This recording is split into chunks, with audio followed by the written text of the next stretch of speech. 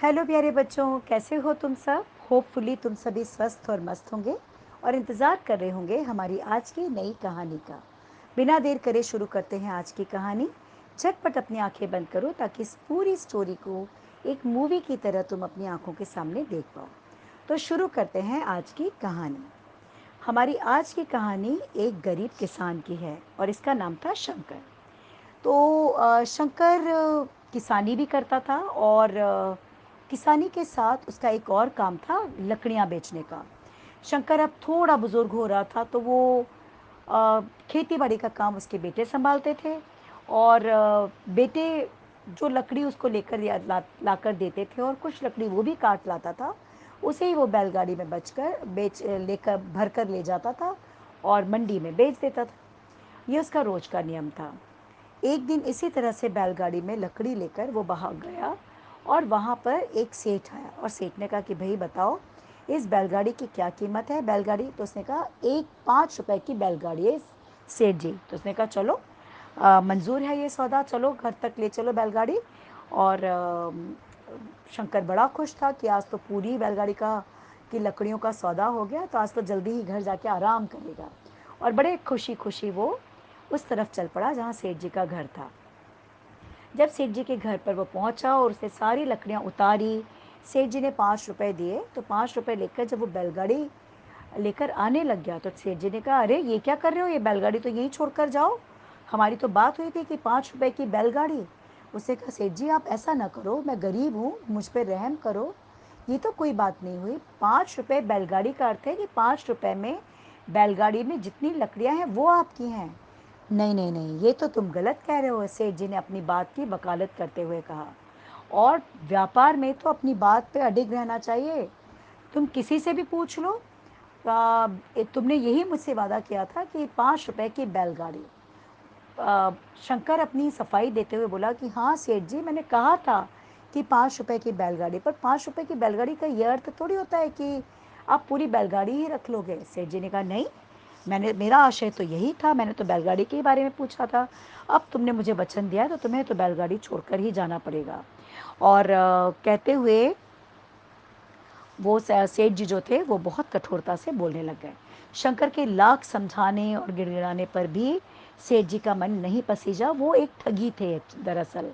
वो दूसरों को इसी तरह से ठगते थे और इसी तरह से शायद वो सेठ बने होंगे। बहुत समझाने पर भी शंकर की उन्होंने एक न सुनी।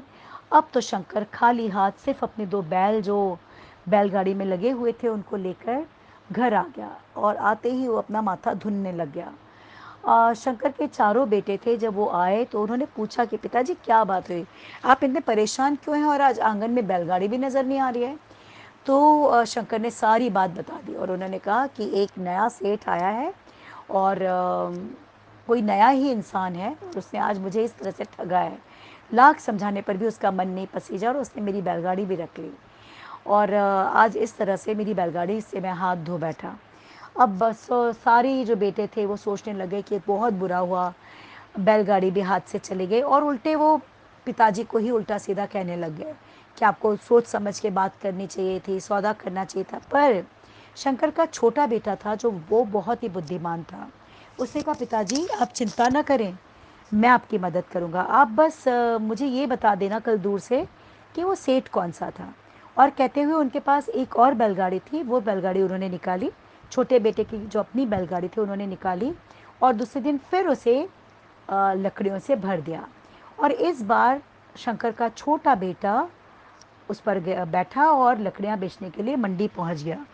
शंकर एक पेड़ के पीछे छुपा रहा और पेड़ के पीछे से उसने बता दिया कि ये वो सेठ है जिसने लाल पगड़ी पहन रखी है, यही वो सेठ है जिसने कल मुझे ठगा है।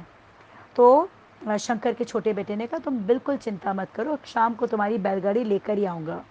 अब शंकर को लगा कि ये तो इतना धूर्त और इतना चालाक सेठ है, इससे बैलगाड़ी निकलवाना इतना आसान नहीं है।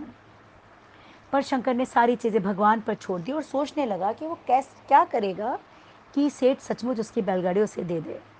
अब सेठ आया और सेठ ने देखा कि आज भी कोई मूर्ख भोला सा इंसान है, इसको भी आज ठगूंगा। जैसे कल बैलगाड़ी ले ली थी वैसे ये बैलगाड़ी भी ले लूँगा, इसकी अच्छी कीमत मिल जाएगी, अच्छा प्रॉफिट कमा लूँगा। ये सोचते हुए सेठ फिर से इसके पास आ गए जो कि शंकर का बेटा था, और पूछने लगे कि बताओ भाई ये बैलगाड़ी कितने में दोगे? तो उसने कहा 2 मुट्ठी लूँगा।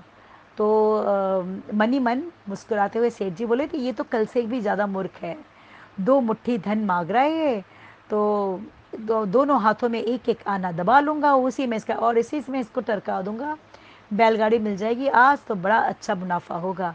उसने कहा ठीक है, चलो मेरे घर की तरफ ले चलो बैलगाड़ी।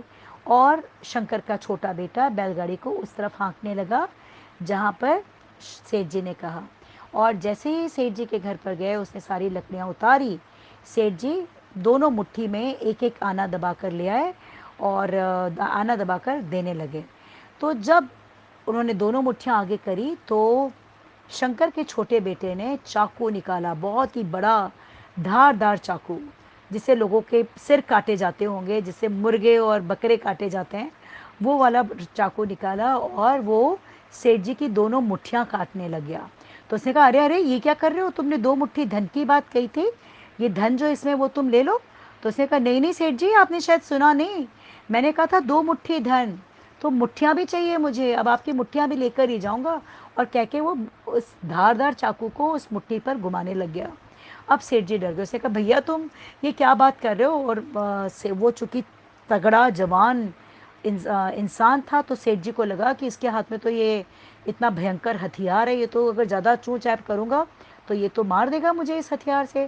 सेठ जी ने कहा मैं तुम्हें और पैसे देता हूँ भाई, तुम और पैसे ले लो, पर तुम ये क्या कर रहे हो, प्लीज़ ऐसा मत करो। उन्होंने कहा कुछ भी हो जाए मैं तो तुम्हारी मुट्ठियाँ काट के ले जाऊँगा, हमारी बात हुई थी और व्यापार में तो अपना वचन पालना चाहिए, अपना वचन नहीं तोड़ते, मुझे तो बिल्कुल पसंद नहीं है ऐसे लोग जो अपना वचन तोड़ देते हैं। वही सारी बातें जो एक दिन पहले सेठ जी ने शंकर से यानी कि इस बेटे के पिताजी से कही थी, वही बातें ये दोहराने लग गया। और सेठ जी को ये समझते देने लगी कि ये जो आज जो आदमी उनके सामने है, वो ज़रूर कल वो बूढ़े किसान का बेटा है। उसने कहा तुम कौन हो मुझे बताओ? तो उसने कहा मैं कल वाले किसान का बेटा हूँ। जब तुम 5 रुपए में बैलगाड़ी रख लेते हो, तो जब 2 मुट्ठी धन है तो तुम्हारी मुट्ठी में क्यों नहीं लूँगा? आज तो तुम्हारी मुट्ठियाँ कट के ही रहेंगी, मैं इसे काट के ही रहूँगा, काट कर ही रहूँगा। कहते हुए बड़ी ज़ोर से उसने अपना हथियार उठाया, वो चाकू, और जैसे ही काटने लग गया, सेठ उसके पैरों में गिर पड़ा और गिड़गिड़ाने लगा कि भाई मुझे कुछ नहीं चाहिए, तुम अब कल वाली बैलगाड़ी भी ले जाओ, तुम और धन ले जाओ मुझसे, और आज की बैलगाड़ी की लकड़ियाँ भी सारी ले जाओ, मुझे तुमसे लकड़ियाँ भी नहीं चाहिए, पर मेरी मुट्ठियों को छोड़ दो प्लीज़। गिड़गिड़ाने लगा। तब शंकर के बेटे ने कहा कि सेठ जी इतना लालच अच्छी बात नहीं है, गरीबों को सताना अच्छी बात नहीं है, अपने लोभ को का अंत करो, और इस तरह से दूसरों को ठगोगे तो किसी दिन तुमसे भी बड़ा ठग मेरी तरह तुम्हारे सामने होगा। मैं तो चलो तुम्हारी मुट्ठियाँ छोड़ कर जा रहा हूँ, कोई और होता तो आज तुम अपने दोनों हाथों से हाथ धो बैठे होते। आज सेठ को अपनी लालच का फल भी मिल गया और उन्हें एक बहुत बड़ा लेसन भी मिल गया कि इस तरह से दूसरों को ठगना, बेईमानी करना अच्छी बात नहीं है, क्योंकि शेर को सवा शेर मिल ही जाता है। तो इस तरह से सेठ को अपनी करनी का पछतावा हुआ। सेठ ने एक दिन पहले की बैलगाड़ी भी दी, उन्हें और पैसे भी दिए, और आज की बैलगाड़ी भी वापस कर दी, और इस तरह से दोनों बैलगाड़ियों को लेकर शंकर का बेटा वापस आ गया। शंकर को अपने बेटे की चतुराई पर बहुत ही खुशी हुई, बहुत ही गर्व हुआ, और इस तरह से बुद्धिमानी से इस बहुत बड़ी प्रॉब्लम को उसने सॉल्व किया। तो यही थी हमारी आज की कहानी, और इससे हमें 2 शिक्षाएं मिलती हैं। एक तो ये कि बुद्धिमानी से हम कोई भी बड़ी प्रॉब्लम को सॉल्व कर सकते हैं, और दूसरा लालच बुरी बला है।